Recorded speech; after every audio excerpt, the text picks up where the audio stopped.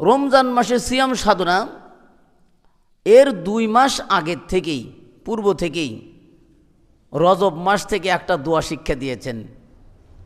সেই দোয়াটা হলো আল্লাহুম্মা বারিক লানা ফি রজব ওয়া শাবান ওয়া বাল্লিগনা রমাদান।